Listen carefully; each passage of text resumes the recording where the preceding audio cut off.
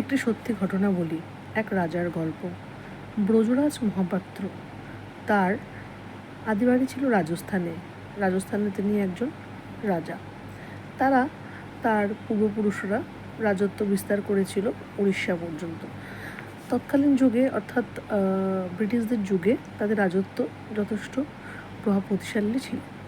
সেই রাজা এতটাই বেশি বিলাসবহুল জীবনযাপন করতেন, তার বিশাল সাতমহলার রাজপ্রাসাদ, প্রায় 25 থেকে 30টি গাড়ি, যেখানে প্রায় হাজার হাজার কর্মচারী, তাদের বিলাসবহুল জীবন তিনি খুব সুন্দরভাবে অতিবাহিত করছিলেন।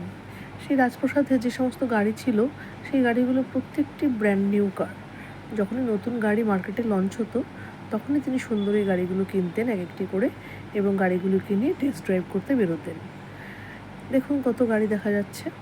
এরকমভাবেই রাজা তার শিকার করতে যেতেন বা অনেক দূরযাত্রা করতেন, এই রাজপ্রাসাদের চারিদিকে ঘুরে বেড়াতেন এবং তিনি খুব আয়েসে জীবন কাটাতেন।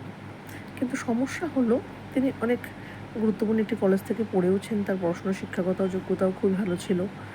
কিন্তু যখন ব্রিটিশ আমল এলো, সেই ব্রিটিশ আমলের পরে যখন রাজপুরুষদের বংশধারা অনুযায়ী যে রাজা হওয়ার প্রবণতা বা যে নিয়ম ছিল, সেটা নষ্ট হয়ে গেল।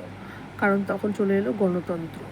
সেই অনুযায়ী রাজাদের রাজ প্রতিপত্তি, প্রভাব পাতিপত্য নষ্ট হয়ে গেল।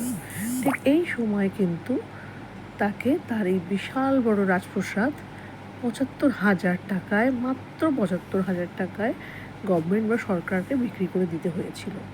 বিক্রি করার পরে, দেওয়ার পরে তিনি ওই টাকা দিয়ে খুব সামান্যভাবে দিন কাটাতেন। ধীরে ধীরে সেই টাকাও একসময় শেষ হয়ে গেল।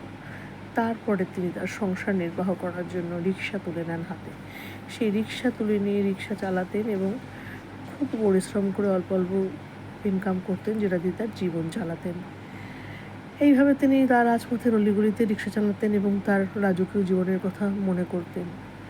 তাই বলে যে রাজার ধর্ম একদিন কিন্তু ফুরিয়ে যায়, যদি কিনা সে প্রকৃত সুন্দরভাবে সেটা জমিয়ে রাখে বা ব্যবহার করে বা বিনিয়োগ করে।